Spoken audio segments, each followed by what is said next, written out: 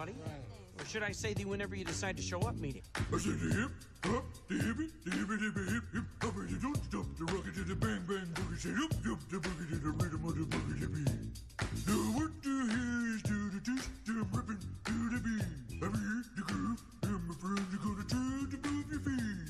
See, I am Wonder Man, and I'd like to say hello. To the black, to the white, the red, and the blue, the purple, and yellow. But first I gotta bang, bang, the boogie to the boogie, say yup, yup, the boogie to the bang, bang, boogie.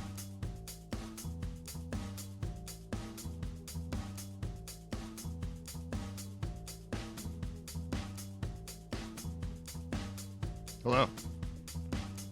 Raider Radio episode, what? 203? 203? It's a lot. Feels like a lot. It's Wednesday. It's November 5th, 2025. Bob Gaughan's going to join me today. He's our grinder. Love Bob. Bob's funny. Bob brings it every time. We play this every time. My kids date now. It's so simple. They go on an app, whether it's Grindr or whatever. They swipe right, swipe left, and they get the date automatically. Still funny to me. It was months ago that this happened, when Bob was just talking about his kids being on a dating app. Bob's not big on dating apps. Bob's been married for a while. Bob's not in the game anymore. And so he doesn't know the difference between the regular dating apps and Grindr. And his son was not happy to hear that he was talked about as king of Grindr. But Bob has been leaning into it for months. So we're just sticking with that. And Bob will be on. We'll talk whatever. It could be anything. There's usually football involved. There's, NFL football. There's college football. But then there's just life. Election day was yesterday. Wasn't it nice to just have a... peaceful couple months leading up to Election Day, at least with regard to that, like to not have to hear the chatter, to wake up and almost forget to vote. I went. They moved my thing, though. They moved my polling place. I didn't even know about it. My wife told me before I went. They moved it by like a quarter mile. It's no big deal, but it's like a different building. I've been in the same place since we moved here in 2019, and they moved us. It's fine. But it was a surprise. They moved us to a church and went to the church. And as soon as I got out of the car, there's a woman standing in the parking lot, an older woman. She's like, "Where do I go?" I don't know. Looks like there are signs over there. She's like, "But those signs say to go to the ministry center." I was like, "Well, let me go look at the sign." And it says the ministry center across the parking lot from this building. Then you look, there's a big building with a bunch of political signs out front. A lot of people coming and going. That was the place. It was right there. I didn't have to move my car. I was parked right in the middle, walked over, read the sign, and then walked back. The lady disappeared, though. In the moment that I was going to check on the sign, she vanished. So I hope she voted. I hope she got everything she wanted out of Election Day yesterday. I got there. I had, there were only like 6 things on the ballot for me. And really only 2 that I felt even remotely qualified to vote for. Like, it is your right, and it's almost your duty to vote. Like, I believe in that. But I don't think we really stress the part where it's also your duty to know what the hell you're voting for when you go to vote. So it's like every vote counts. Like, yeah, but my vote, my uninformed, didn't pay attention to anything vote counts just as much as somebody who paid attention and has a real opinion. Like, I'm not throwing away a vote. I'm canceling out someone else's vote who maybe knew more about who to vote for than I did. I don't know. Very often, I'll know a candidate or 2 on the ballot. I knew one person, and I voted for him because I like him, Kevin Hardwick. I know from radio days, and I'm cool with him. He's just a good dude. I like him, regardless of Democrat, Republican, any of that kind of stuff. It's just, if I know you and I like you and you're running for office, I believe in you, so I trust you, so you're in. And I haven't checked to see if he won. I think he did. I would assume he did. And then there was one guy who was running for justice who came to my house looking for me, asking me by name. I wasn't even home. But he left a flyer, talked to my wife, was nice to my wife. He got my vote. That's it. You showed up at my house. I believe you. I think if I would have talked to him, I would have liked him. My wife liked him, so I liked him. That's it. And everything else was just like, I don't know. I haven't even checked to see if Kevin won. Let me get into that. I know the New York City mayor thing was dominant when I tried to look up election stuff. Kevin Hardwick, Buffalo, projected to win. Declares victory 11 hours ago. All right. There you go, Kevin. When I was talking about Kevin, I asked my wife if she knew Kevin, and she said, "Is that the guy who looks like Kevin Bacon?" And I was like, maybe he looks like Kevin Bacon. And I brought it up, and I can see it. I can see that he looks like Kevin Bacon. So I showed her the picture, and I said, "Here, is this the guy?" And she said, "No." So now, for no reason, my wife has put it in my head that Kevin Hardwick looks like Kevin Bacon. And then last night, I saw a TV commercial with Kevin Bacon in it, and I thought, man, he looks a lot like Kevin Hardwick. But my wife didn't even, she was wrong. It's not even the person she thought it was, but now I think that these two Kevins look alike, and that's that's what happens. You get something planted in your head, and now I'm looking at a picture of the Erie County Controller, and he looks like he's 6 degrees from everybody. He looks like Bacon to me. He doesn't look like the food Bacon. He looks like Kevin the Bacon. Bacon, comma Kevin. Hardwick, comma Kevin looks like Bacon, comma Kevin. In my head now, even though I don't think that's what my wife meant. I think she had the wrong guy. But anyway, good for Kevin. That's cool. But yeah, kind of a sleepy election day in Western New York for me. I'm not super connected to it. Back when our good friend, the great and senior legal correspondent Ray Walter was running for office, I was involved then. And again, that's my friend. I like him. Republican, Democrat, don't care. Like the guy. Reasonable. Perfectly capable of handling a conversation with anyone else without resorting to name-calling and verbal assault. And that's really all I'm looking for. Looking for somebody I like who can talk to the people that maybe he disagrees with, or she. I guess it could be a she.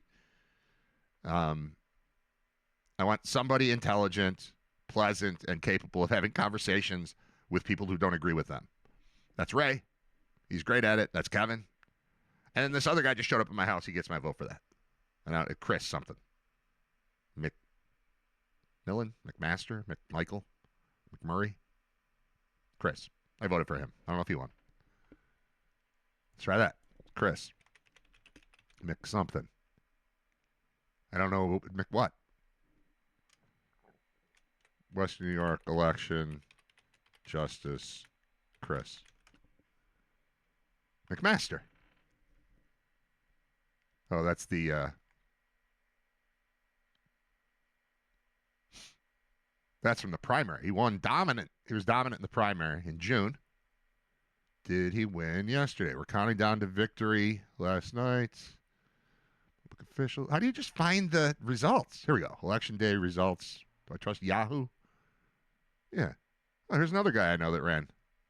Just not in my district. Huh. Come on, just open and tell me if the guy won so I can get on with my life here, America. Buffalo Mayor Sean Ryan won a landslide victory. Controller Hardwick declared victory at 10:45. He had secured just under 55% of the vote, running for a second term. Amherst Supervisor. This is me. Sean Lavin appears to have won. Lavin declared victory. Yep, that's a win. All right. North Tonawanda, not me. Well, it might be you. North Tonawanda. Tylek? Tylek? Who's Tylek? Austin Tylek. Is that young kid? I think that's the young one. Yeah, because there's no... Well, I guess there are... I was going to say there's no old people named Austin, but there have been... Austin's a traditional name, but it skews young.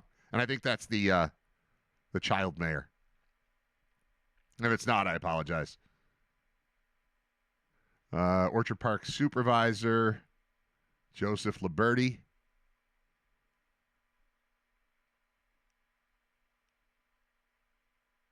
Secure just under 60% winner. Hamburger. Where are the judges? All right. Well, I'm not going to bother with I apologize. I should have done this before. But I was caught up in other things. Getting ready for the show, getting ready for tomorrow's show. Tomorrow's show is already happening today. As right after I'm done with this, I'm going to have a conversation with our old friend, former UB Bulls quarterback, current Will South head coach, who's got his team in a playoff game on Friday against Lackawanna. That is Joe Licata. And he's going to come on. What's funny is I texted him to see if he was available really at any point this week. He's not available during the show because he's a teacher. And I kind of forgot, not only is he a teacher, he's my son's teacher.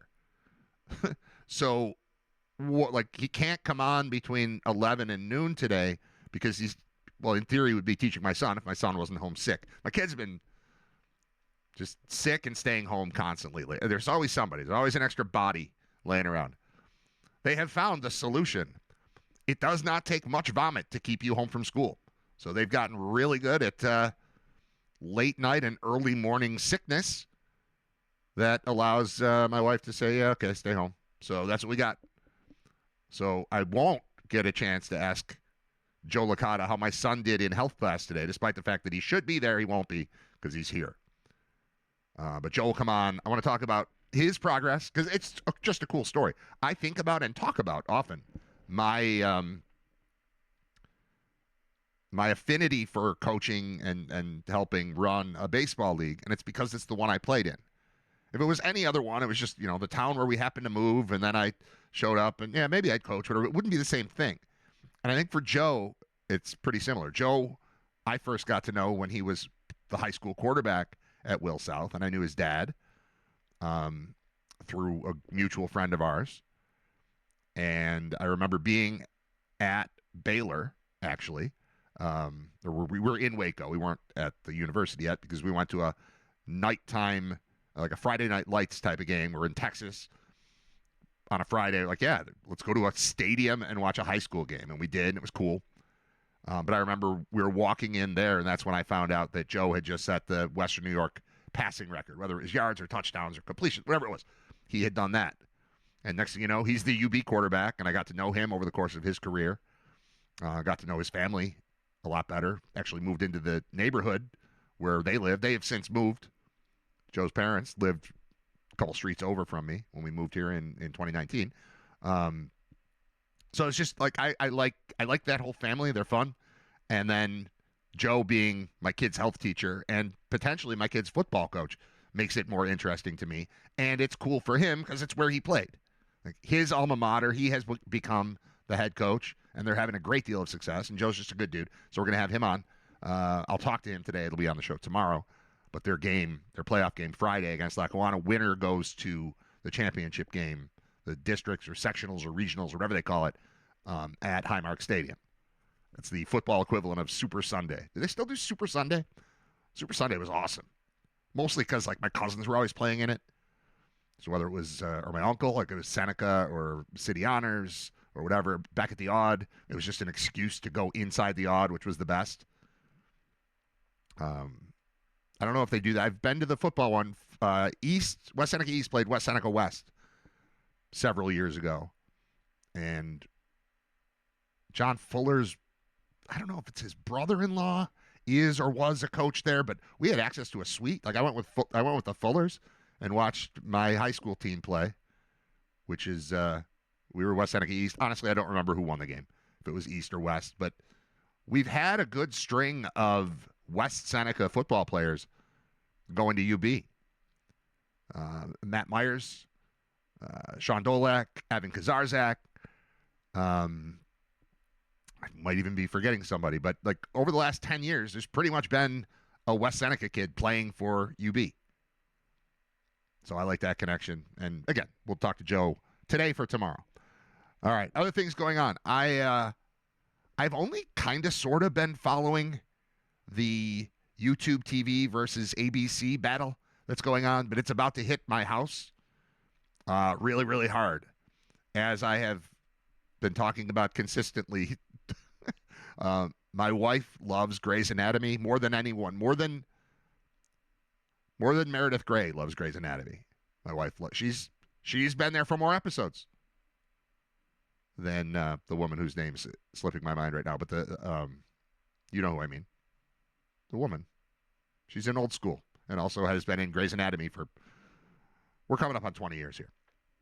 And this breakup, we have YouTube TV. That's our means to watch television here. Although we also have an antenna. Like we'll be able to get it. She can get it live. But she's not going to get it the way that she wants it unless they resolve this thing by tomorrow. There were those warnings that have been on the TV. And maybe you don't get them if you don't have YouTube TV. But if you do, you were being warned about how there's this battle between Disney/ABC/ESPN and YouTube. These things come up every now and then. But it vanished. It wiped out a weekend of college football. People are mad. I didn't notice. I was occupied. I don't know that I turned on the TV since this thing happened. But Grey's Anatomy aired Thursday, so my wife got to watch it. She needs to see it that day. This next day on Hulu thing is not going to cut it in my house. And I brought it up to her, and I thought she was going to stab me last night. I was worried she would. I didn't really think that. She just was sitting in a chair. But I said, you aware of this ABC YouTube thing? She's like, no. And we figured out we'll solve it. But it's about to matter. You can take away most things from TV. You cannot take away Grey's Anatomy and have it go unnoticed in this household. I don't watch the show. She watches it. She loves it. She builds a night around it. I don't know that anybody else in America still does this, but my wife is locked in. And the same, I always present this joke. I very often will walk into a room where she has fallen asleep watching old episodes of Grey's Anatomy. And then if it's on Netflix, a thing pops up that says, are you still watching Grey's Anatomy? And they mean, are you still watching it because it's been on for 4 hours and you haven't touched the remote? But I always read it as, Grey's Anatomy has been around for 20 years. Are you you're still watching Grey's Anatomy? That's how I read it. It's funny to me. I'm amused by that. It is Writer Radio. Bob Gaughan joins me at 11 o'clock. Other things. Are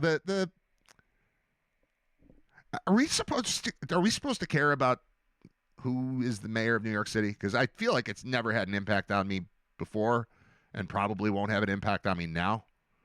But it's like by a lot the top story in the news as this Mamdani beat Andrew Cuomo, who ran as an independent. And Curtis Sliwa was out of the mix after kind of being forced not to be there because they were afraid that if he ran, then that would take the votes away from Mamdani, and then that would put Cuomo in office. And it seems like nobody wanted that. I think it is interesting that he's a sort of disgraced governor. He's like, how about if I run the city then? How about, all right, no state. I get it. But how about I'll just run New York City? Just that.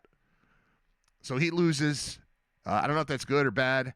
I know that I find it unusual that it's a 32-year-old Muslim socialist. And I don't even think that's like him being pejoratively described by his opponents. I think if you asked him, he'd be like, yeah, I'm 32, I'm Muslim, socialist, what? And that just sort of being celebrated like it's a victory for the people. I don't know. I mean, it's odd to me. That whole combination of like being lauded as, oh, good, now we'll be fine because there's a child who's a socialist. 32 is not a child. You can be the mayor. It's fine. It's the youngest New York mayor since the late 19th century. And there seems to be some real like palpable excitement, a lot of, celebrities behind him and all that stuff. But I don't know, kind of weird to just wake up like, yeah, he won. He's a socialist, 32-year-old socialist Muslim about to take over New York City. Like, oh, okay. That's where we're going? Again, I don't think it matters to me in Buffalo. And I don't think I wanted to see Cuomo win. So I guess I'm all right with it. Somebody had to come out on top, but I don't know. It's weird. It's weird. Thing I had written down that I never talked about. So I did a football game on Saturday. That's why I didn't watch any TV, because I was watching football in person. And called the UB game at Bowling Green with Scott Wilson.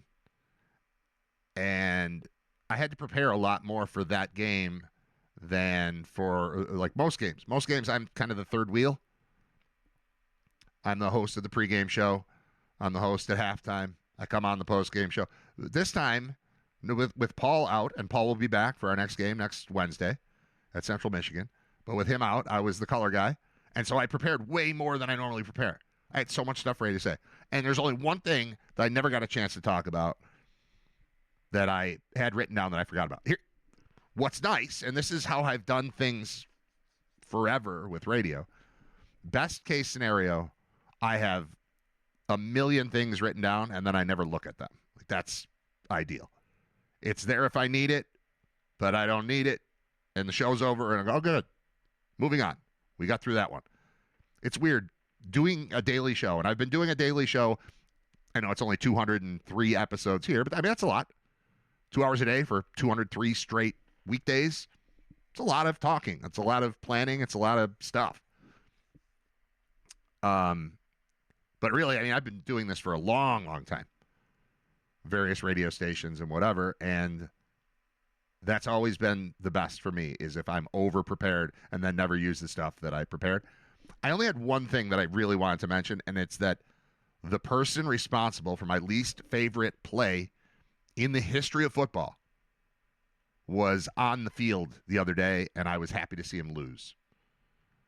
Clyde Simmons intercepted a Jim Kelly shovel pass in Kelly's final game in the NFL. Playoff game, Jacksonville. My least favorite game of all time, my least favorite play of all time. Least favorite game because it was the first time the Bills lost a playoff game at Rich Stadium. Had not even occurred. It's the only time I've ever been to a Bills game where it did not occur to me going into the game that they could potentially lose. Never crossed my mind that it was possible they would lose. And then to have it end on that and Jim Kelly being carted off with a concussion after this play. It wasn't on that play, but two separate things that happened. The shovel pass to Clyde Simmons, if you've never seen it, it's the worst.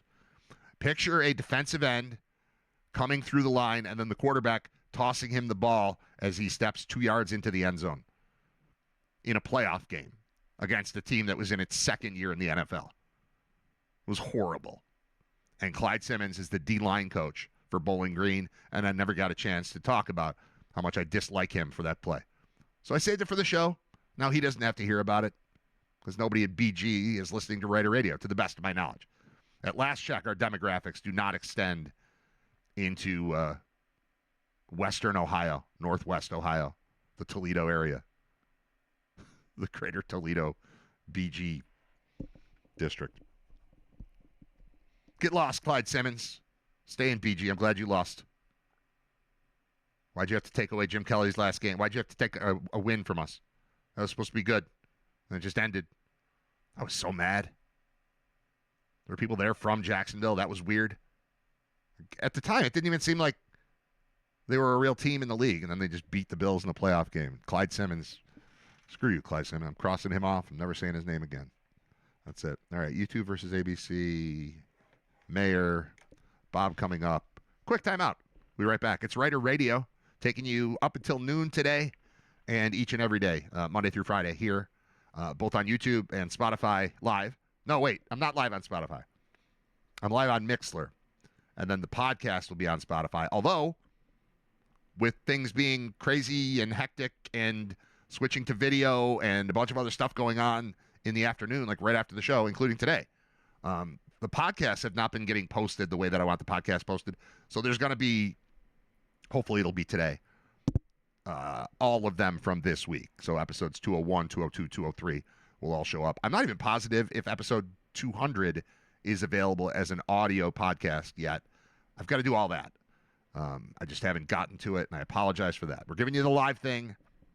And while I think the live stream is more of a gimmick than it is like the focal point of the show, the real focus is the podcast because that exists eternally. And anybody can find it at any time. You can go back and listen to today's show or a show from a month ago or a show from 6 months ago. It all works. But that only works if the podcasts get posted. So I had to change my process once we switched over to this video thing.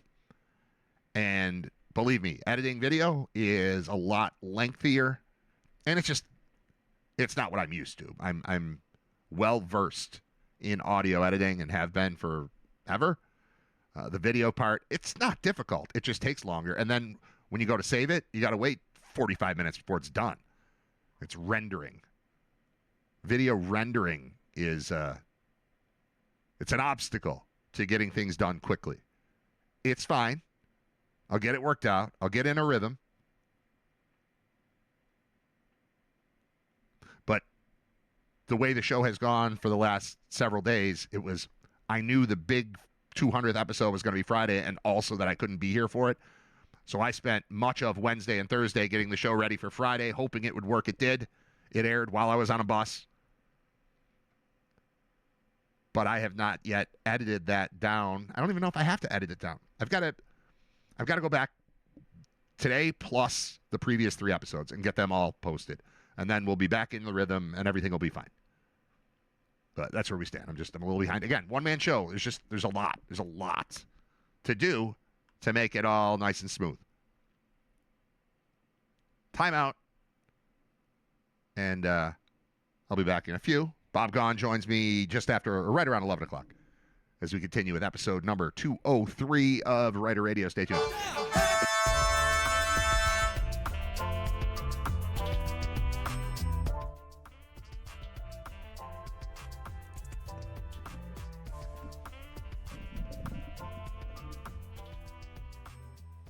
I almost just said the pregame show continues, which is a thing that I say on, well, typically Saturdays, but now Wednesdays with 3 games left in the UB season, and we're into midweek action. So that's not something I would say today. Today I would just say welcome back, or we continue. You're not back. Welcome. I'm welcoming myself back.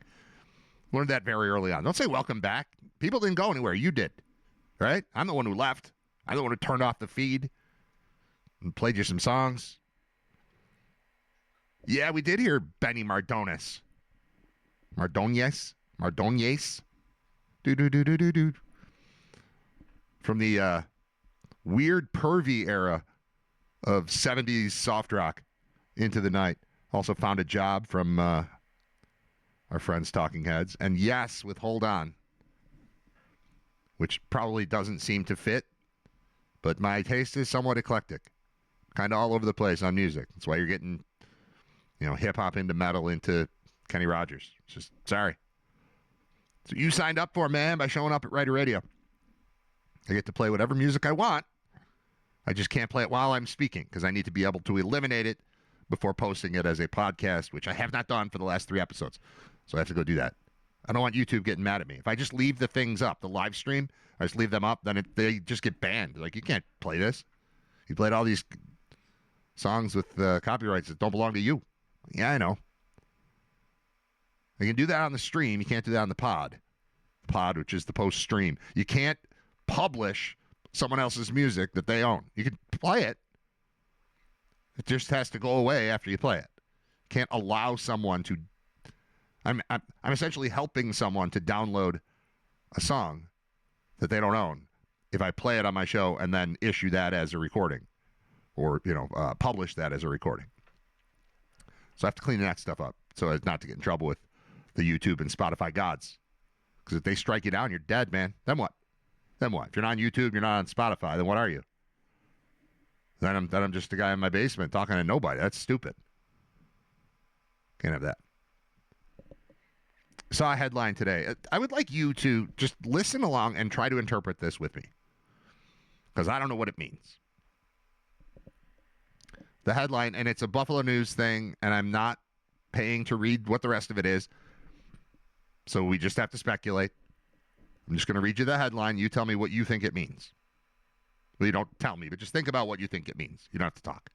Just listen. It's fine. The headline is, could Buffalo see its first snow soon? ? The forecast looks promising, for now. I'll read it again. Tell me what it means. You don't have to say it, but think about it. What does it mean? Could Buffalo see its first snow soon? The forecast looks promising, for now. The implication there is that snow is a gift. that we would all love to see. And the forecast looks promising. When I hear the forecast, if I get most of my weather from my wife. She pays attention to this stuff. I do not. But she said the other day it might snow soon. I was like, well, of course it might. It's November. And this is a pretty typical time to get our first snowfall. But it might not. And I checked and looking at temperatures, I did like a 10-day forecast, looking at temperatures only. And there were only like 2 spots where it was going to be below freezing, where snow was a real possibility. But there was no indication that there was going to be any precipitation on those days. So it seems like no. But could Buffalo see its first snow soon? I think we collectively would be like, I hope not, right? Unless you run a ski resort. If you're the general manager of Holiday Valley or something, Kissing Bridge, Swain. If you run one of those places and you're like, oh, yeah, I could use some snow. The rest of us could not use snow. I don't want snow. I would like to be done cutting the lawn and fully transition from lawn mowing season to ready for snowblower season. If you're anything like me, that's a whole process. You have to get ready for winter means get the snowblower from where it's buried out, make sure it's functioning and ready, get the lawnmower put away. I don't put away the lawnmower till I'm positive, though. I feel like there's one more lawn cutting potentially still in there. So we're holding on. That also helps clean up leaves. I like that. I like when the lawnmower essentially serves as a vacuum to clean things up. Learned a while ago, you don't want to leave the leaves on the ground when the snow comes. It just turns into goo. Especially when we had a dog. Was there a worse day than that first thaw when it's just leaves and everything the dog did for 3 months? It's terrible. So we figured out the leaf thing. Use the mulching mower with the bag, and you basically vacuum up the leaves. We don't have a ton of leaves. We don't have any trees. I think there's one that's directly on our property. Everything else, like it's fallen in from the neighbors and stuff. But it's not a massive problem, but it is a problem. If they're all there and then they all get covered in snow and then the snow doesn't go away, it just turns into goo. You don't want goo. I also don't want to cut the lawn anymore. I'm not quite Bob and his brother, Bob Gaughan and his brother, who have a contest going to see who can burn out their lawn the soonest. Try by the end of July to not have to cut the lawn anymore because it's dead. It's a good contest they've had running for quite some time. And I play along mentally. I'm doing it too. I'm not in the contest. But I like when it ends. I like when I get to drain the lawnmower of all the gas and then leave it open for a while and then put it away and get out the lawn or the snowblower and be ready for that. But I don't understand this headline. Could Buffalo see its first snow soon? We would all be like, I hope not. That says the forecast looks promising for now. First of all, the for now is weird. I mean, that's what a forecast is. Like, yeah, for now, right now, this is what we're thinking. But also, the forecast looks promising for what? The implication there is, oh boy, can we see some snow soon? The forecast looks promising. Yay, we're going to get snow. That's how I read it. And who wants that? Unless you're running a mountain. You're in charge of a mountain where people pay you to go down it on skis and snowboards and sleds and tubes. I get it.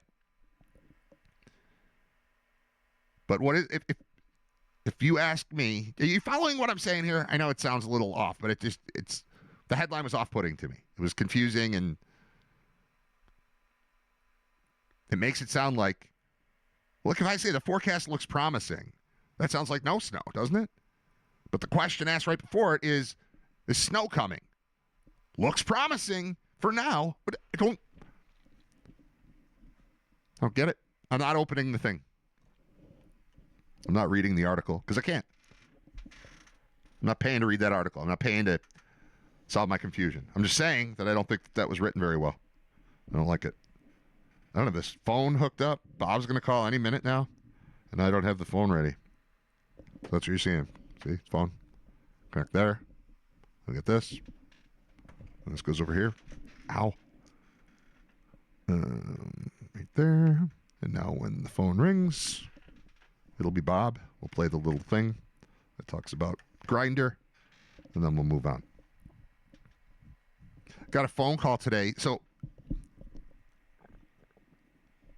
the last time I had a doctor's appointment, I couldn't make it, but I also couldn't get a hold of them in the moment. Maybe I exaggerate how busy I am. I don't understand how people get through life with the amount of things that we have to do. Like I'm lost all the time. I'm always just scrambling. Like, oh yeah, I forgot about that. I forgot about that. I forgot about that. And it's just a lot of it is a product of sports, like kids sports. One of my friends, I was texting with him this morning. He's like, how's it going? Because I haven't really talked to him in a while. I'm like, I'm just busy. Just busy. Tired. I'm tired and I'm busy.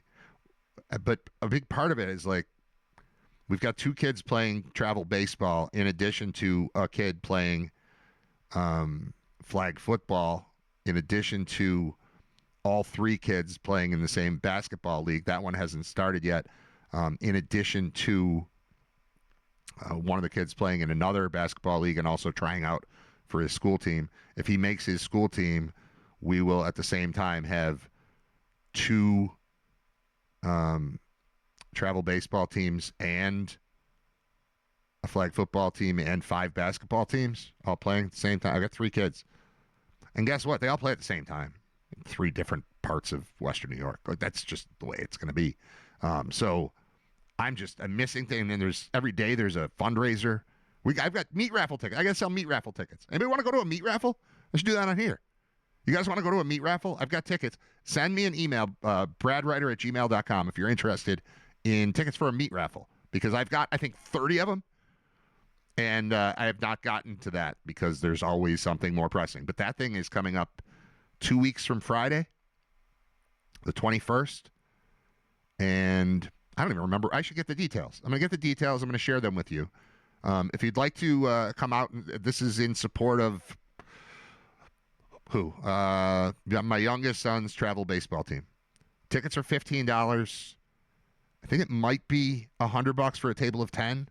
Like, if you've just got 10 people you want to bring to a meat raffle, that'd be cool. I should find out where it is. Cheektowaga-ish, Lancaster-ish. No, Lancaster. Variety Club, I think, unless that's a different meat raffle. But I think we're having it at the Variety Club building, which I was in this year because I was invited to be a part of the telethon, which was super cool. One and done on that because that was through the radio station that I don't work at anymore. But if they're interested, I would come back. That was fun.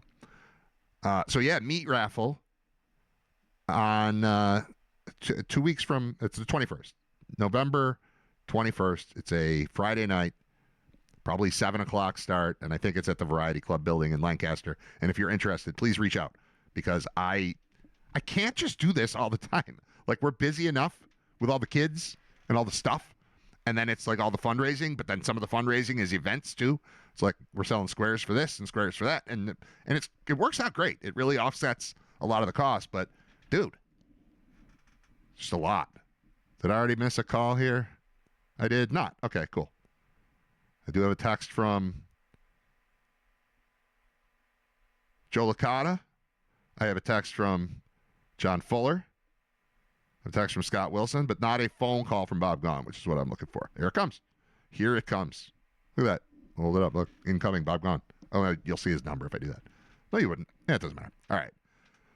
I'm answering the phone, but I'm not letting Bob talk yet because we have to play his thing. And then after we play his thing, then we'll say hello to Bob Gahn. Here is a part of episode 203 of Writer Radio. Where is Bob? What did Bob have to say several months ago? The way my kids date now, it's so simple. They go on an app, whether it's Grindr or whatever, they swipe right, swipe left, and they get the date automatically. Play. Let's check in with Writer Radio's Living legend. Bob Gahn. There we go. What's up, Bob Gahn? Uh-oh. Where's Bob Gahn? I don't hear Bob Gahn. It says we're connected. Did the switch flip or something? No, let's try this. Hold on. Stick with me, Bob. If you hear me, stick around. Are we plugged in? Do we hear you, Bob?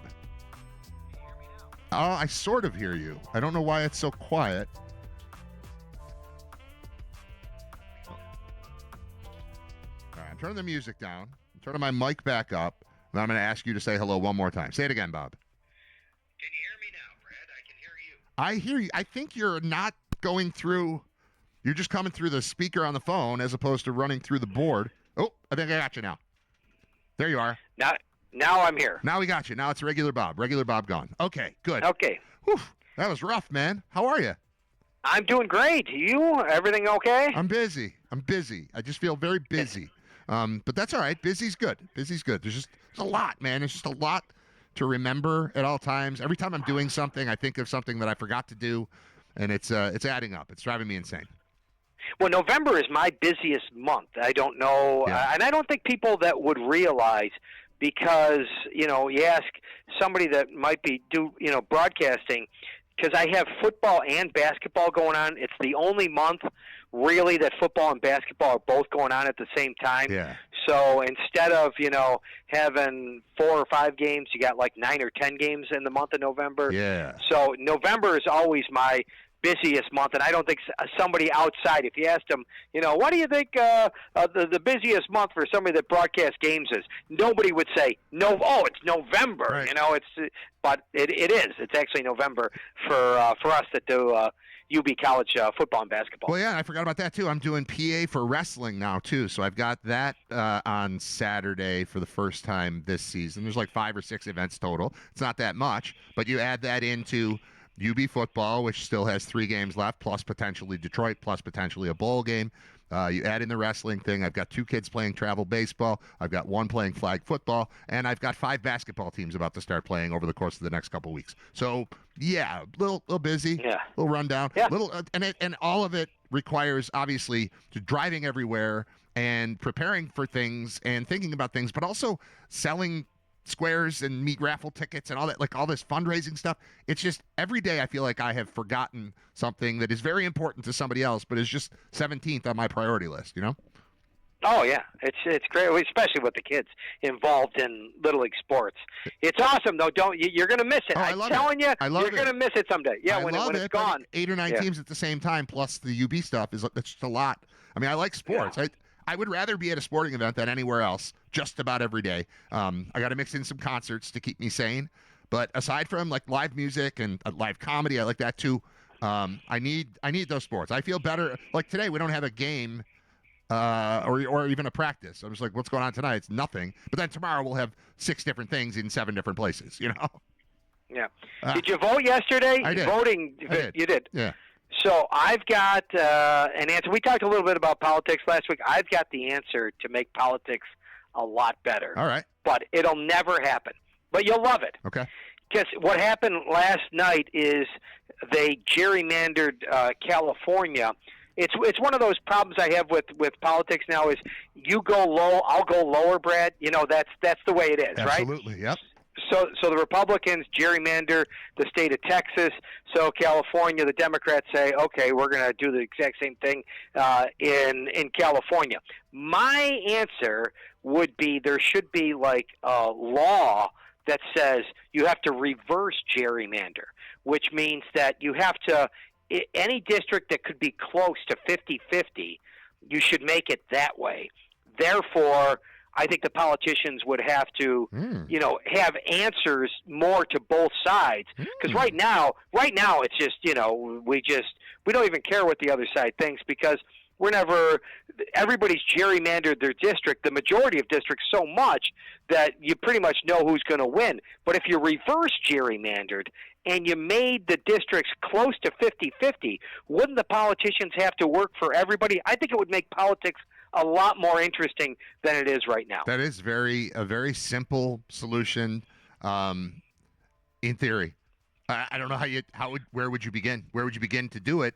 I guess you'd start off by trying to figure out how we got here and then put it in reverse, like you said, reverse gerrymander. But you're right. If you put everything up for grabs, I would feel less like I was wasting my time when I went to vote because, you go in, it's like, all right, pick any 2. Well, there's 2 people listed for town council, and they're supported by it's already been decided for me. There were very few things where I felt like, and that's, I mean, it wasn't even any national election. It was all just local stuff. But I didn't feel like I accomplished anything by clicking 6 or 8 boxes or whatever it was on my little Scantron sheet yesterday and shoving it into the machine because the decisions were already made for me.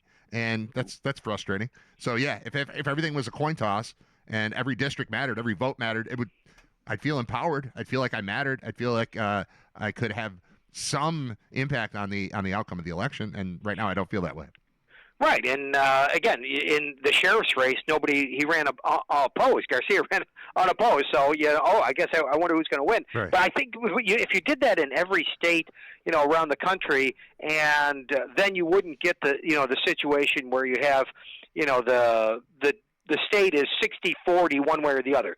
Say Alabama is 65-35, but really the Democrats don't have 35% of the House seats, because right. It's been gerrymandered out. And again, do the same thing reverse in Illinois for what the Democrats do to the Republicans there. I think that if you did it correctly, you might have a closer representation of what the actual, overall Democrats and Republicans are in each individual state. I like all of it. Here's what I said about Election Day when I started the show. Tell me if you agree. I feel morally obligated to do my job and go vote. But then every time I get there to go vote, I realize that I did not do my job to study for the vote. So now I'm doing what is right, which is letting my voice be heard, except I don't have a strong opinion on most of what I'm marking. Like, there were 2 people on the ballot that I knew, and I voted for those 2 people. Everything else, I was just kind of, I don't know. I don't know what I'm picking.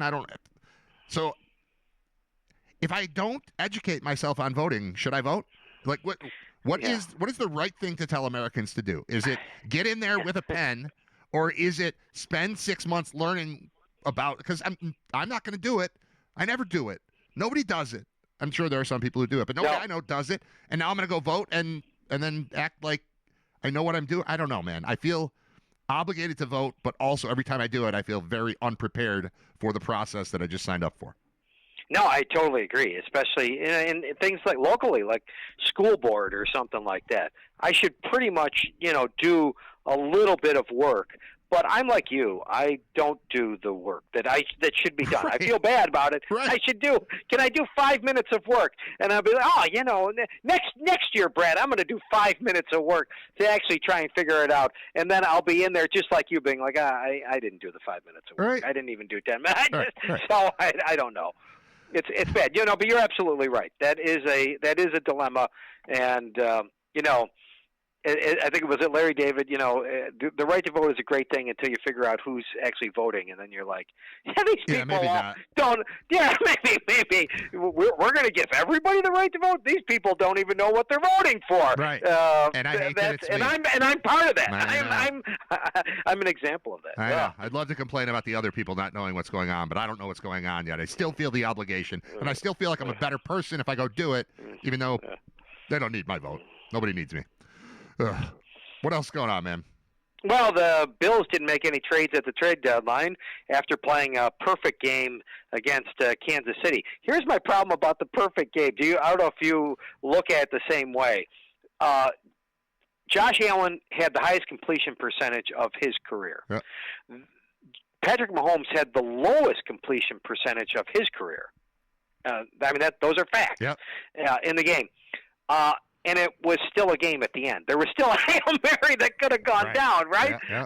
I'm like, is this a good sign or is this a bad sign? The Bills played almost the perfect game against Kansas City, and there was still a chance at the end. It was still a one-score game, Hail Mary at the end of the game, and I went away thinking, is it going to be different in the playoffs? Because if the Bills don't play the perfect game, are they still going to be able to come away with a victory?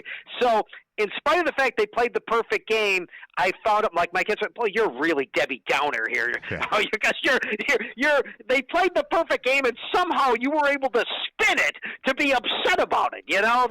That's the way I. That's the way I think. I don't know. How did we talk about the Bills' 40-9 win over Carolina? What the hell's wrong with the offense? So, I get it. It's where we are. I just found myself saying, no flags, please, no flags. I felt confident that the Bills' defense was going to get things done. I just have seen in this situation, not just Bills Chiefs, but many games. When you get into a situation where you're just heaving the ball, it's very easy for someone to throw a flag and give you an automatic first down with an untimed down. Like, that was my big fear as that thing was ending. I didn't think they were going to make a play, but I was fearing a penalty that would have extended the game and put them right back in it. I will say that I was happy. There were two players, and then, of course, one of them got injured. Hoyt, boy, if there ever was a guy that I really got excited about in a game and a half, it was him.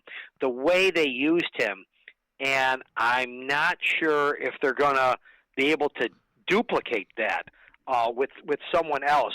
But Hoyt was all over the place. And not only that, he was so smart. I don't know if he was calling so many, directing people on the offensive line.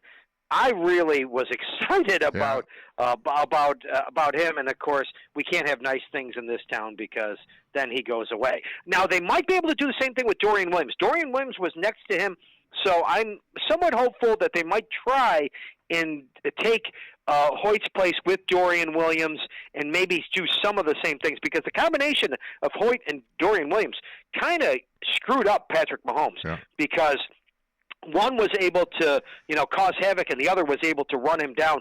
So I think the combination of those two guys did affect Mahomes, and that's why he had the lowest percentage. So my hope is, and we'll see, maybe as soon as this week, do they use Dorian Williams like Hoyt as a difference maker? Because they do need more difference makers, and I was also happy. It looks like Maxwell Harrison is going to be a difference maker in the secondary. Yeah. So that was nice to see. Brandon Beane has come out of these last couple of weeks looking really good. Now, I know you lose Hoyt, but two of his big signings in Hoyt and Ogunjobi were not available until the Carolina game. Hairston was not available really until the Carolina game.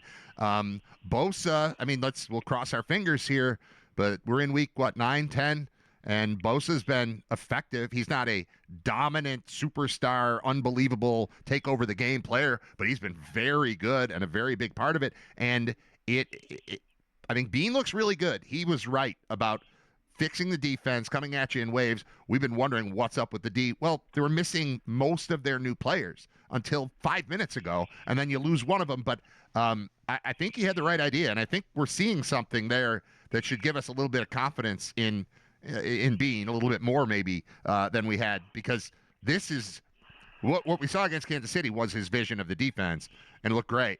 And now they lose one of the key elements, one of the new key elements, but I think he comes out of this looking pretty good. Right, and I think not making a trade at the trade deadline means that, first of all, probably Daquan Jones is coming back and T.J. Sanders is coming back, because those are going to be your four guys, hopefully, for the rest of the year. On the defensive tackle, it's going to be Daquan Jones, Ojanobi, Walker, who looks awesome, and Sanders, who's going to have to step up his game.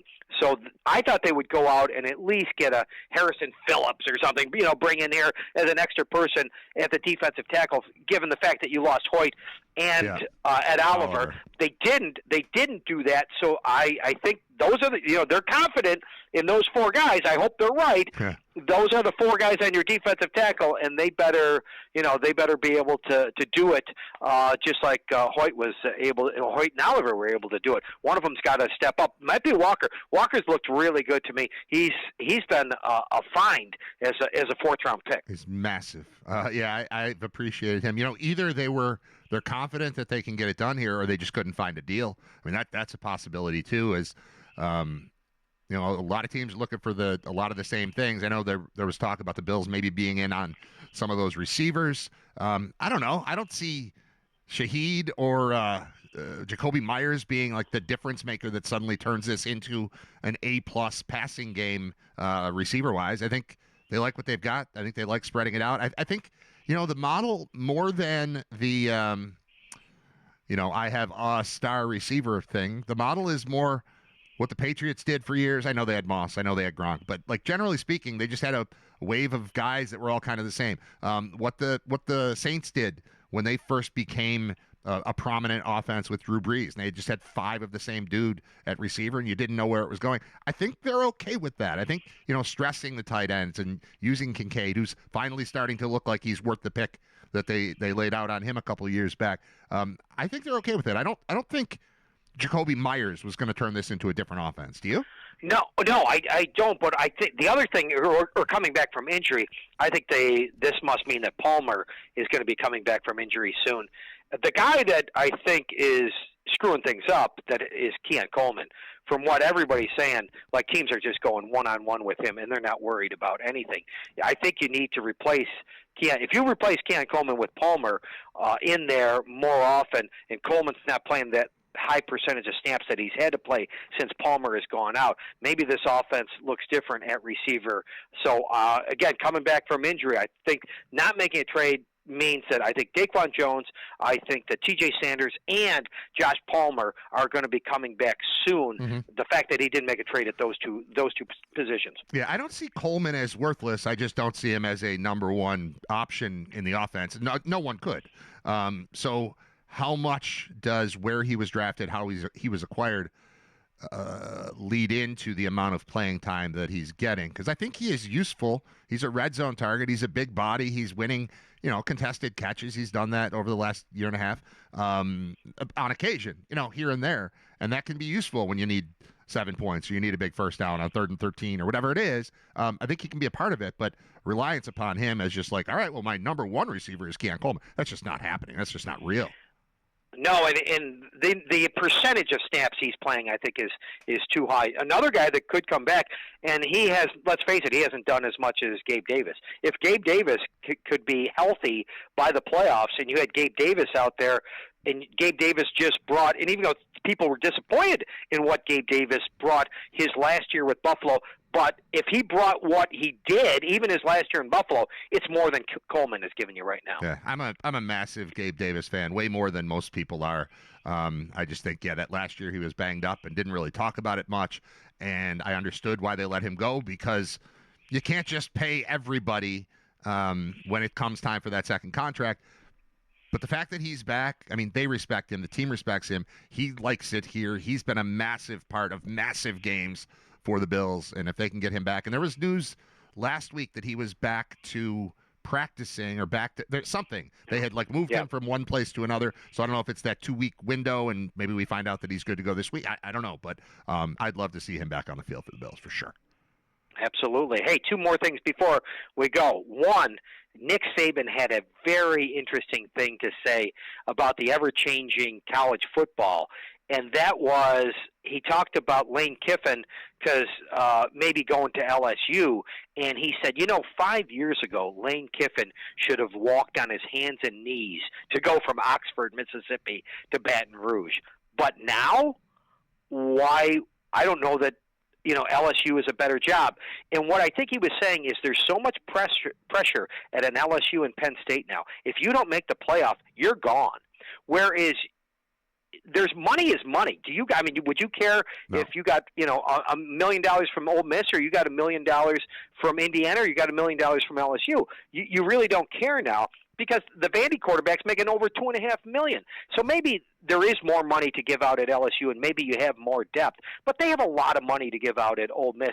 And what he was saying is, not only to, I think, Lane Kiffin, to Clark Lee at Vanderbilt, to Curt Cignetti at Indiana, you could survive a poor season at those three places. If you're Lane Kiffin at Ole Miss, right. If you're Clark Lee at Vanderbilt, if you're Curt Cignetti, if you go from Indiana to LSU, they're not building a statue at you for you. So the first time you go 8-4 at LSU, stay. It might be better for Curt Cignetti and Clark Lee to stay at Vanderbilt and Indiana, because they could survive a 7-5 season there. You're not surviving 7-5 at Penn State and LSU. And he said, in a weird way, those great jobs for our whole life, and this is the ever-changing, we talk about this, the ever-changing landscape of college football, those great jobs might not be great jobs anymore, and those poor jobs that you left, years ago, you left on your hands and knees crawling to get out of Vanderbilt, maybe you don't do that anymore. It really is a switch that I don't think a lot of people realize might be going on in college football. Well, what was the best job? It was the one that Saban had most recently that he walked away from to happily sit and talk on television about the problems that exist with having those jobs now. So I believe him. I think that's exactly right. And I wonder, too, what that means for stuff at our level, at the MAC level. Like, is it easier now to maintain your relationship with your head coach who has some success? Lance Leipold walked for the Kansas job. If that sort of opportunity presents itself to Pete Lembo at any point in the near future, is that the kind of thing that we need to fear as much when you recognize that if you've got a place with some stability, you're in pretty good shape? And the MAC has nothing if not stability, right? I mean, that you can hang out here. And if it doesn't pay you the same way that it would pay to go coach at Kansas or to coach at Indiana or certainly at LSU or whatever. I'm not saying Pete Lembo's getting offered the LSU job, but I think those jobs have in fact become much less attractive to a guy who just wants to be about football. And that's what I like about Pete and this administration in a year and a half of being around them. And I wonder, is every job that seemingly was more attractive still more attractive than the one that you've got if you're in a place that you like? And let's say that Pete Lembo's happy here. So I don't know. As the older you get too, right? You want stability. I mean, I'm in my 50s. You're in your 50s or late 40s. I think as you get older, don't you want more stability in your life? I think so. Pete Lembo's not 35. I think if you're 35, you're still climbing the corporate ladder. But as you get into your 50s, I think you look as a wiser person. You start looking for things other than money. You start looking for the better situation, the more stability. And I think Pete is in a situation in his life, and again, things have changed since. Lance might have been in a situation in his life like that too, but I think things have changed just in the years that Lance left and Pete is here now. Yeah. It's changed. It definitely has changed a lot in the coaching ranks. All right. Hey, lastly, I got into an argument online with Dodgers fans. Oh, this should be good. I fell into. Hold on. Yeah, where do you argue online? Is this Facebook? Where do you argue? No, just on X. Twitter. Because okay. what happened was a very simple thing. The Dodgers win the World Series, and it was a great World Series. It was great. And this guy from Canada, this broadcaster from Canada, says, with no disrespect, I thought the better team didn't win in Toronto. And when he says that, Dodgers fans just eviscerate him. Now, I don't know if you've ever had a situation like this. Have you ever had a situation where you have no dog in the fight? All the time. But you stick up. So I said, I like wait fight. a minute. I like fighting. Yeah, I like fighting. So I'm like, listen, I'm a Red Sox fan. I have no dog in the fight. But this guy does have. So I brought up the facts. I said, listen, the Blue Jays actually had a higher batting average. They out-hit the Dodgers 75-53 in the series. They had a lower ERA. They had a lower WHIP. They had a higher fielding percentage. They didn't commit an error, in the whole series. So in almost every statistical category, the Blue Jays were better than the Dodgers. So what he said was very defensible. And, of course, then they fire back at me like, well, statistical category, 4 games to 3 is a statistical category, you moron, right? So now, and I don't, like I said, has this ever happened where now I have no stake in the fight, but now I'm like, want to become the biggest, now I'm going to become the biggest Blue Jays fan in the world because you're an idiot. Because you're an idiot. Right? I'm sure they said one time is having you like, you go from being like, I could care less. I mean, it was a great series. I enjoyed it. To now, I can't believe you are so stupid. And now I've got to fire back at you, you moron. Because my point is, 100% the Blue. So then I go over the top, of right? Course, yeah. The Blue Jays, like the Dodgers are the luckiest person since Ringo Starr. I mean, they should have never even, right? They should have never even won a game in this series, right? You go overboard because you pissed me off. Yeah, so now I'm really going. Yeah, this is so. Anyway, it was fun. It was entertaining. I think the thing that made that series incredible was defensive plays, like surprises on, just. The 18-inning game where Edman had the play where he went behind Freeman and then slid and threw somebody out at third, and then the next inning he had the cutoff from right and threw somebody out at home. So many especially that game. I mean, that game was an absolute classic, but so many opportunities for Toronto to put it away, and they just couldn't get it done on the base paths. That was a big part of it. I will say this, man. I think the Jays lose that series on the ball being lodged in the wall. Yep. That wasn't lodged at all, Bob. That was a ball against the wall.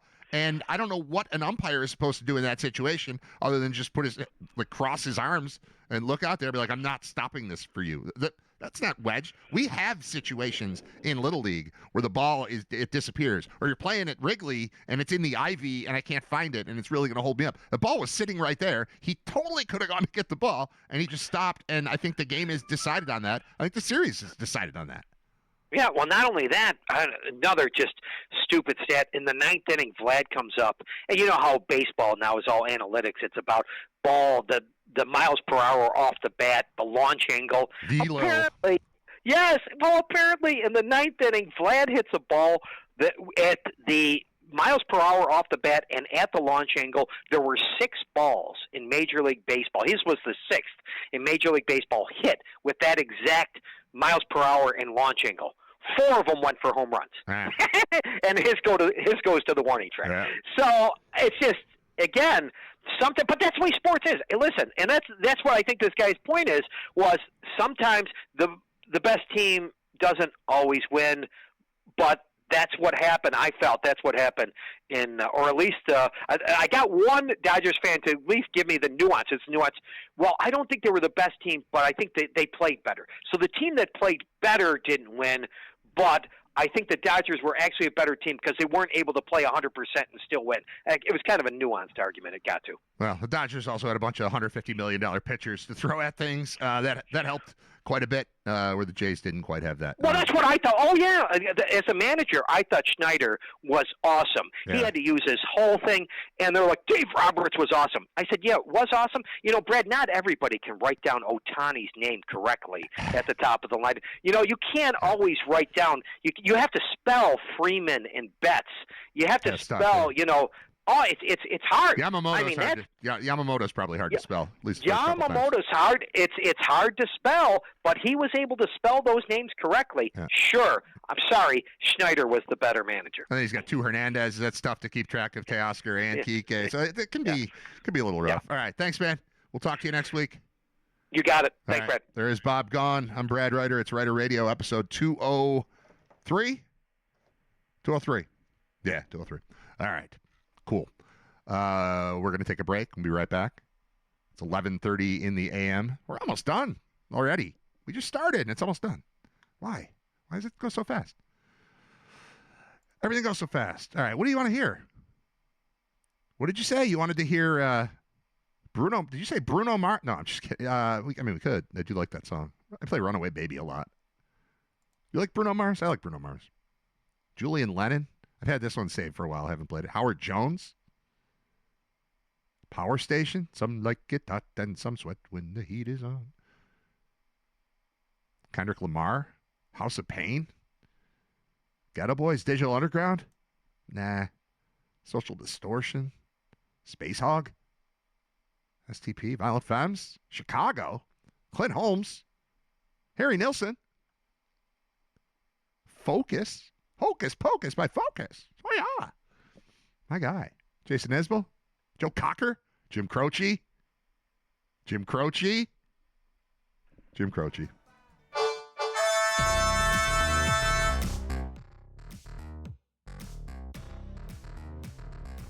Thanks to Bob Gone. Turn the mic back up. There we go, dummy.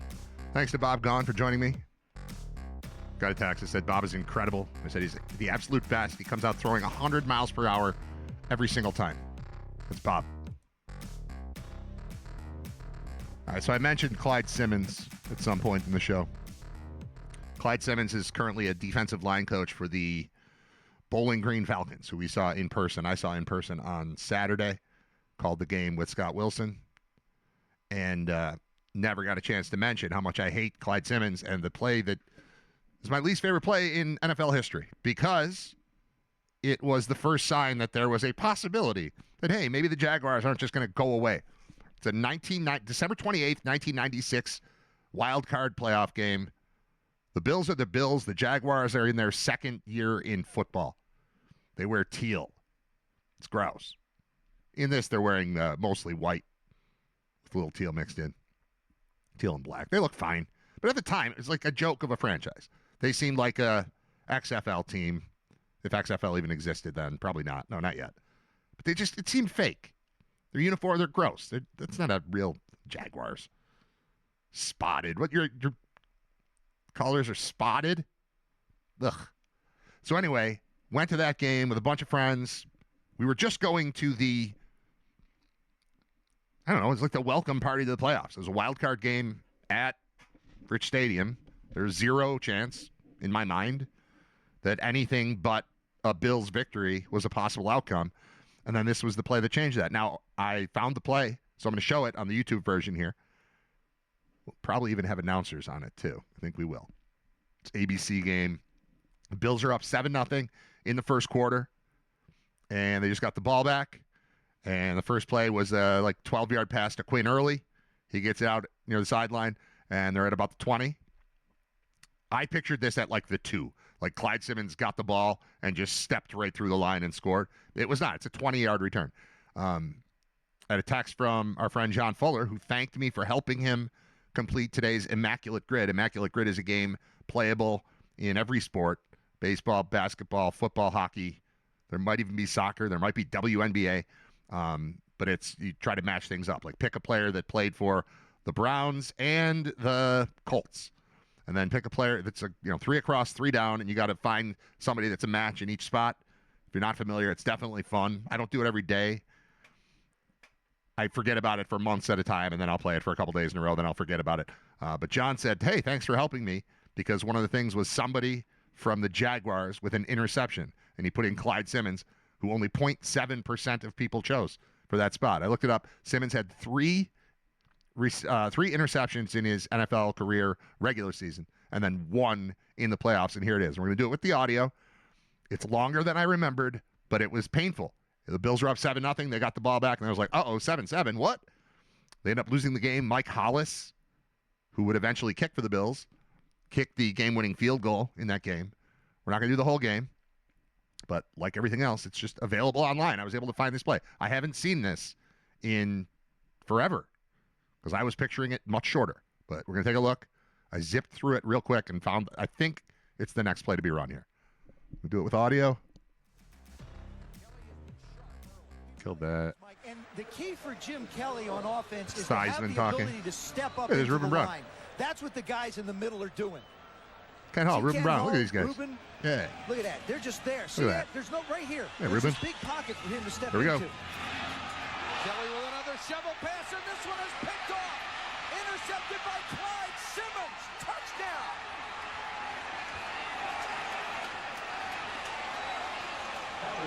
Holy cow, what a huge play for Jacksonville. Thinking we start cutting carbs. I know that I know where I sat. I know I sat opposite the cameras for this game because that play happened right to left in my mind. That used to screw me up a lot. When I was a kid, if we sat on the wrong side and then you watch the game and then you go home to watch the highlights and they're backward. I don't go to many Bills games. If I have a choice, I will sit on the same side as the camera so it doesn't screw me up later. And then every college game I attend, I'm part of the broadcast, so I'm on the same side as the cameras. We're going to watch that again. We'll watch the replay. Worked for him once against Clyde. He saw it once as a veteran. He's not going to let it happen again. 11 years out of Western Carolina, and Jim Kelly suffers his 28th playoff interception. Jesus. Huge play for Simmons. 28 because playoff this team interceptions. had been dominated. Well, the first time, Mike, we saw Thurman make that catch and reception on the touchdown drive, he had to weave through traffic. This time he was trying to do the same thing. Clyde just laid in the weeds and waited for him. Mike Hollis for the point after. We're sticking around for the replay here. And we are tied at 7. I'm gonna pause to apologize for something here. This is, I call it Raider Radio. It's an audio. It's primarily an audio show. That's how I think of it. But now that I'm doing the video part of it, there are going to be moments like this where if you're listening to the audio, I'm gonna treat this like Rob Ray and just be like, look at that, and you're not looking because you're listening. And I apologize for that, but I have to. I'm gonna cater. Almost like 95% of the time, it won't matter if you're watching or listening. It's the same. On occasion, this is going to come up, and then I've got something else I want to show that's I have written down for like new segments I want to do. Funniest thing I've seen today or funniest thing I've seen this week. Have you seen these AI chiropractor videos that are going on? I saw a highlight film of AI chiropractor videos, and I can't stop watching it, and I'm going to share it with you. In the old world, I would like share this as a link, but instead I'm just going to put it on the screen with my face still in the corner. We're going to watch the replay of this, but the next thing I'm going to show, again, I'm encouraging you to seek out the YouTube version of the show. If you prefer audio, it's fine, but just know that on occasion we're going to have these moments where I'm showing something and you don't get to see it if you're only doing the audio version. Okay? All right, back to the replay here. Clyde's right here. They're going to try and run this underneath. He's just going to hang right there, wind up taking it in for the TD. He comes upfield, sees what's going on. That was a bad He never pass. took his eyes off Kelly. Focused on him all the way. Here's another look. He tries to throw it. See, Fina went to the ground too quick. That way, Clyde's still standing up, looking at what's going on. Then he does a good job of protecting the ball. Turnovers are so critical in playoff games. Oh, it's Mike Patrick. Look what happens if you are +3. If you have 3 more turnovers than your opponent, you win 87 points. All right, I'm kind of hung up on that being Jim Kelly's 28th career playoff interception. I mean, that's the guy prior to Josh Allen. That's our guy. That's the best it's ever been. That's our Hall of Famer. He threw 28 playoff interceptions.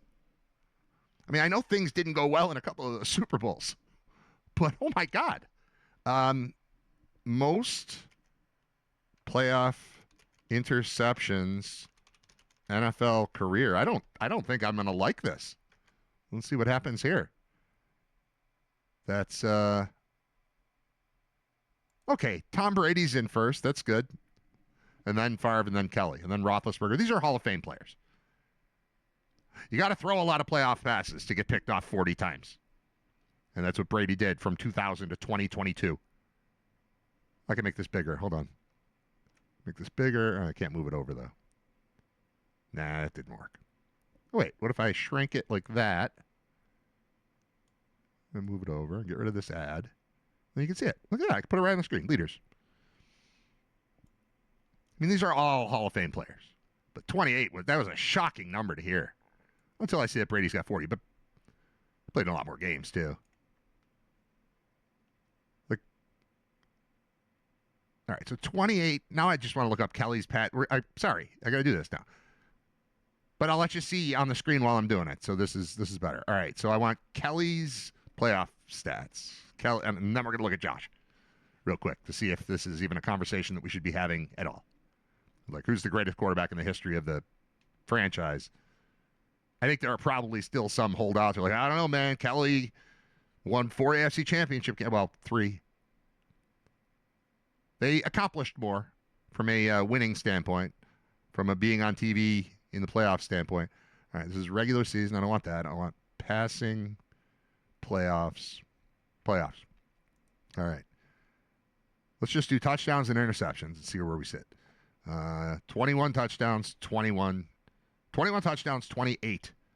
interceptions in 17 playoff games.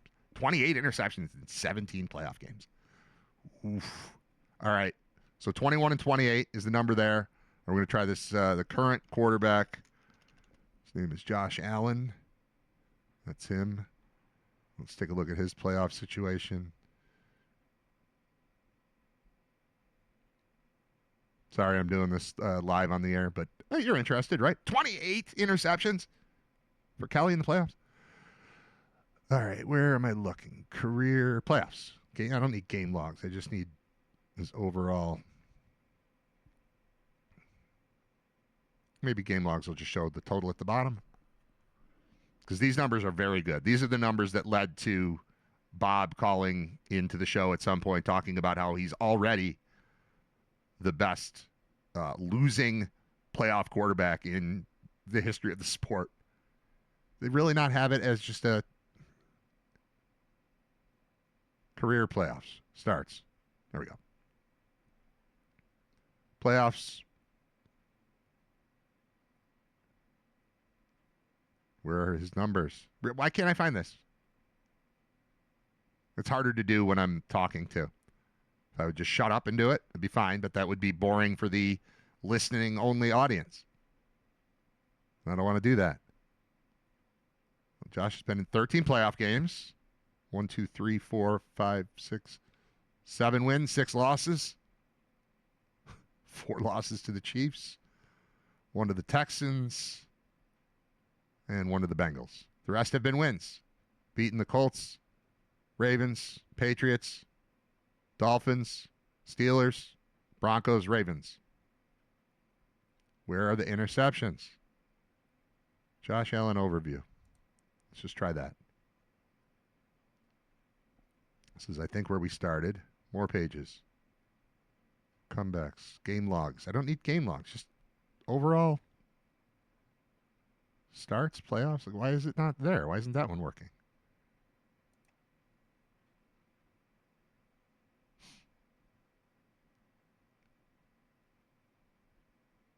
Well, this is annoying, and I'm sorry. I apologize. I'm just going to Google it. Skip this. Josh Allen career playoff stats.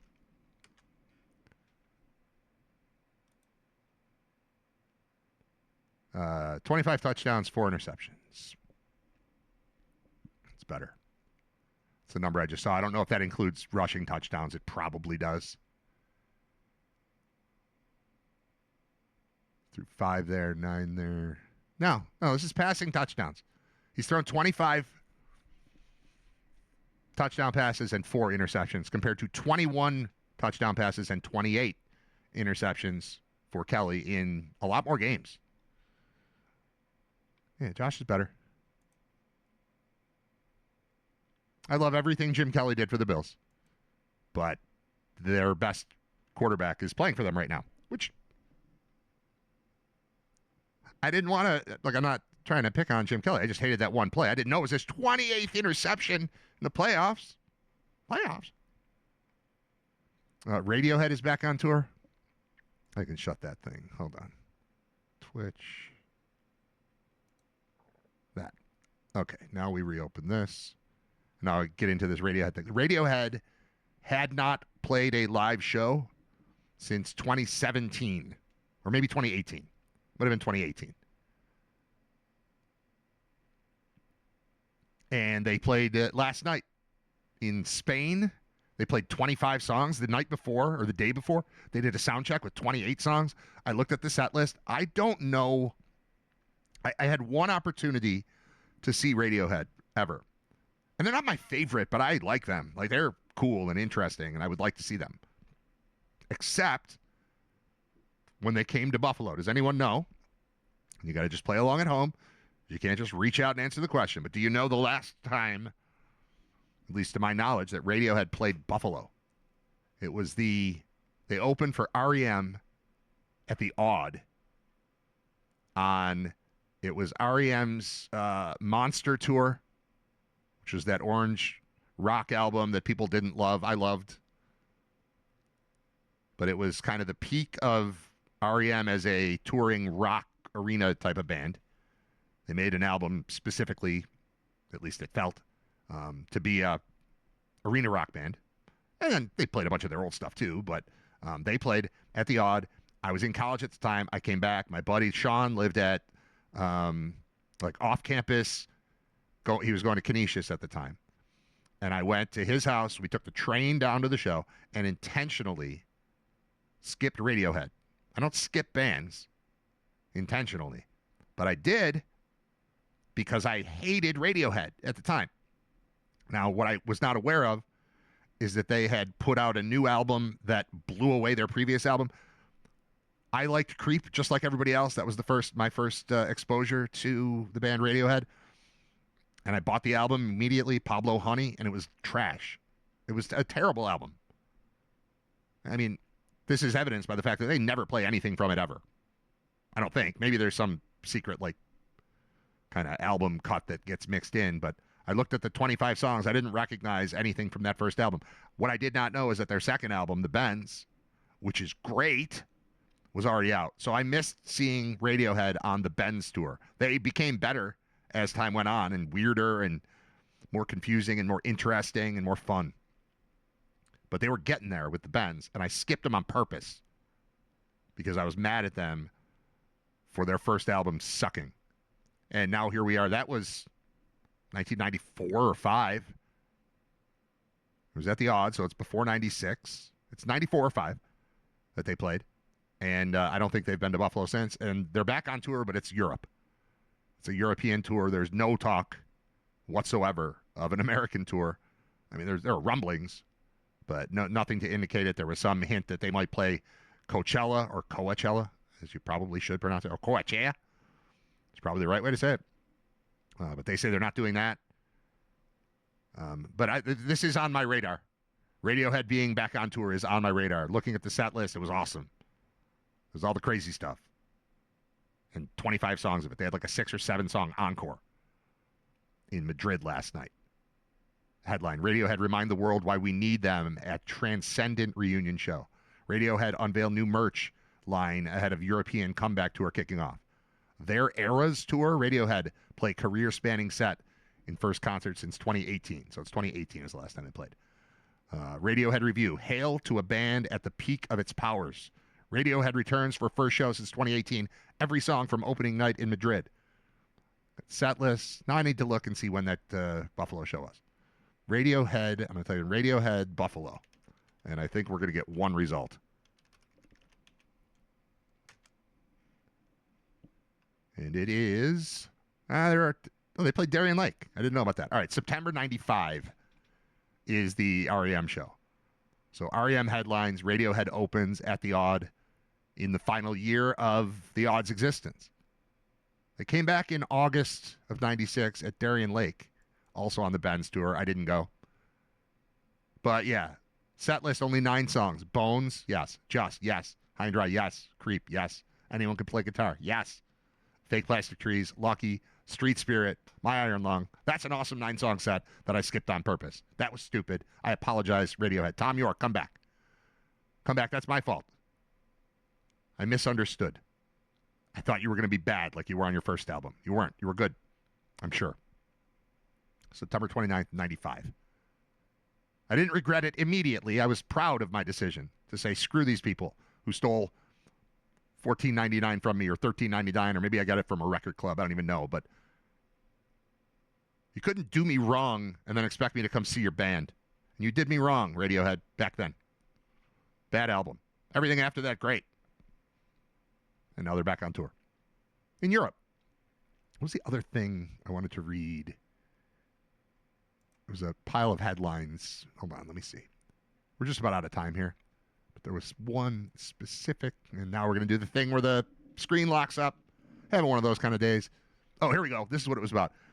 Have you noticed, I saw just in passing that there's a new TV show starring Kim Kardashian, and it's not a reality show. It's like her as an actress.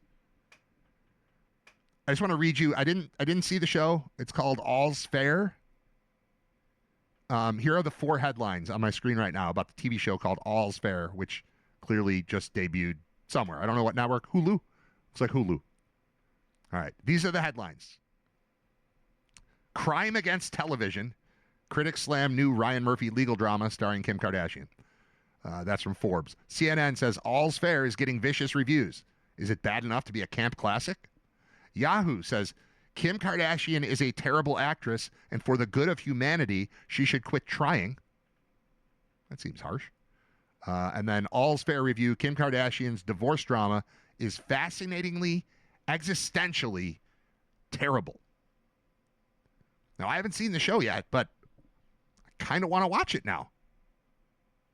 If it's so bad that it might loop around to good, I think I'm interested.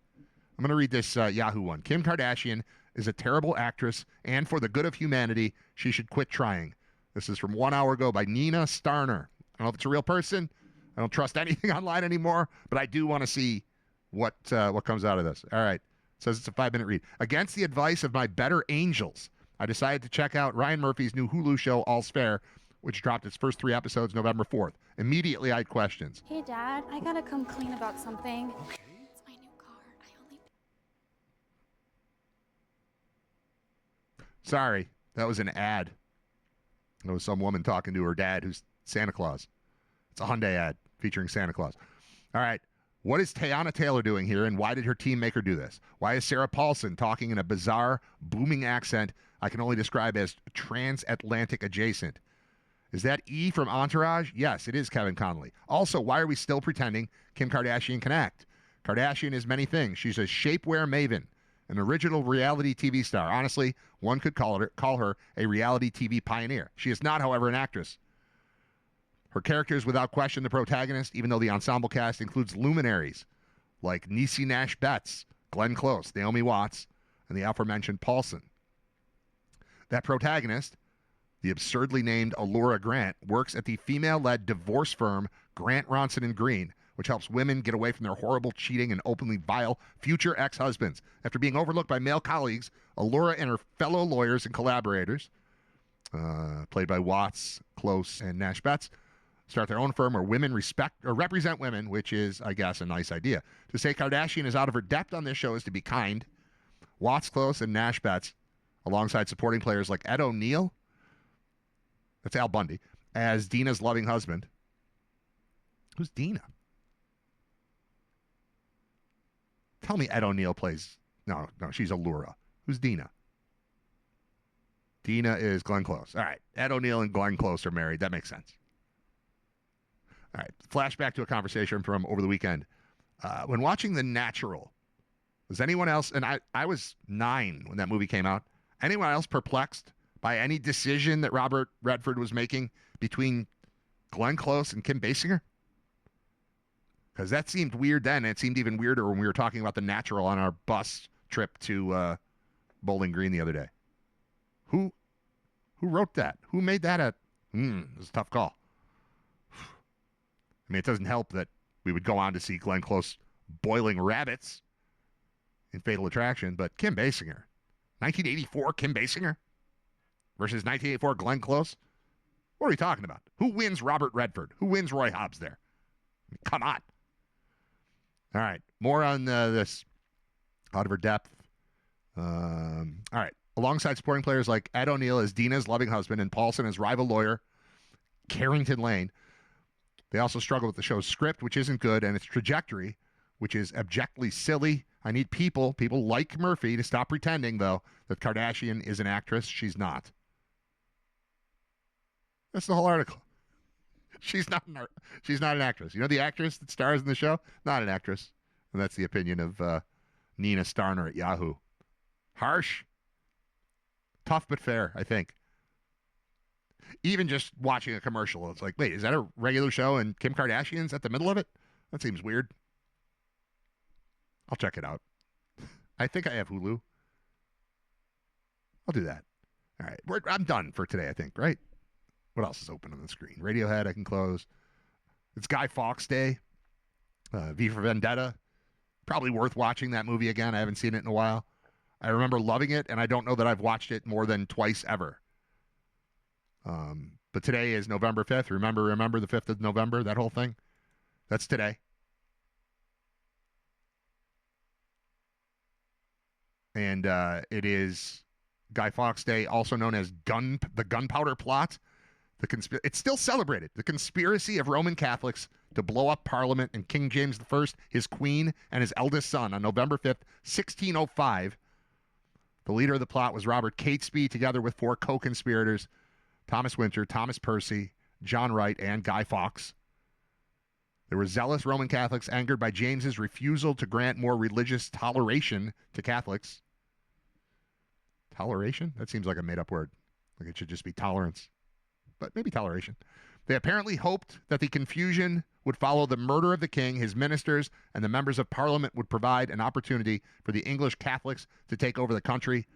A year later, it began being celebrated. So it sounds like something you wouldn't celebrate, like a terrorist plot to overthrow the king and queen and blow them up. But yeah, I'm not doing this whole thing, but there's a lot to know about the gunpowder plot in England in 1605 on November 5th. We're not doing that on the show, but I recommend reading it or just watch the movie. Watch the made-up version. V for Vendetta is awesome. Doesn't really... It's connected. It doesn't tell the plot, but the Guy Fawkes mask is a big thing in that. I need to watch that again. Gunpowder Plot, Conspiracy, England, circa 1603 to 1605. You do the research on that. We'll never discuss it again, maybe next November 5th on episode 500 something. All right. Disney asked YouTube. Oh, yeah. Disney tried to get YouTube to put ABC back on YouTube TV just for Election Day. And YouTube TV, I think wisely, said, we agree that the right priority here is to give customers what they want. As you know from the many content disputes you've been a part of, customers don't want companies fighting and content blackouts. But unfortunately, your proposal would permit us to return Disney's ABC stations only for a day and will cause customer confusion among those who may briefly see ABC on YouTube TV, only to lose it again shortly afterward. ESPN, ABC, and other Disney networks went dark Thursday night for YouTube TV's 10 million subscribers, including me. So far, sports have been the primary casualty of the impasse. Full slate of college football MIA last Saturday, and the Monday Night Football game between the perennially high-rated Cowboys and the Arizona Cardinals. Next to be hit by the battle, the blog post noted that ABC News has 19.1 million subscribers on YouTube, where news programming has been live-streamed during the carriage dispute. ABC News Live, a 24/7 channel, can also be accessed on Hulu outside of the pay TV bundle. YouTube TV says there are plenty of other options for customers. Election news information is very widely available across other broadcast stations and news networks on YouTube TV, as well as the main YouTube service for free. In fact, on the last 2 U.S. election days, the vast majority of tuned-in YouTube TV subscribers chose not to watch ABC. That's dirty pool right there. Taking a shot. Yeah, you got a million channels, and most people choose not to watch one in particular. Even if a lot of people choose it, most people choose not to. Yeah, it's kind of a dirty little shot thrown in there. It'll get resolved. Has not affected me yet. I didn't try to watch Monday Night Football. We also have an antenna, so we can watch. And this is not hitting home until Thursday, when my wife can't watch Grey's Anatomy the way that she's accustomed to watching Grey's Anatomy. It's going to be the first time. There's going to be hell to pay here in the palatial writer mansion when Grey's Anatomy is not available to my wife on Thursday. All right. Close that one. That's just email. That's Radiohead 2. All right, we're done. We got through all the stuff. Joe Licata joins the show tomorrow. He's the former UB quarterback who's now the head coach at Williamsville South. They've got a playoff game Friday night, home against Lackawanna. And if they win that, they will go to Highmark Stadium for the championship. And we're rooting for Joe. And Joe is also a teacher at the middle school. And if my son was there, he would have just been wrapping up. Or no, he'd be there right now. My son, if not homesick from school, would be in Joe's health class. As a health teacher, Joe should appreciate that my son is not there spreading whatever he's got, which it's a migraine. Migraines don't really spread, but migraines are really crippling. I've never had one, but everyone else in my family gets them, and it just shuts them down for a day. There's always somebody, it feels like, almost always, especially now as weather's changing. Humidity, the barometer, those sorts of wind, all that stuff messes with the heads and digestive systems of everybody in my house except me. And today it's Zach who's missing health class. So this will be a weird situation because I'm going to talk to Joe in about an hour and record it for tomorrow's show. We'll pretend it's live when we're doing it. But doing that, I wouldn't want that. When I was in school, when I was in middle school, I wouldn't want to find out that right after my class was done, my health teacher was about to do an interview, even if it was about football, an interview with my dad. That would be terrible. I don't want teachers talking to parents.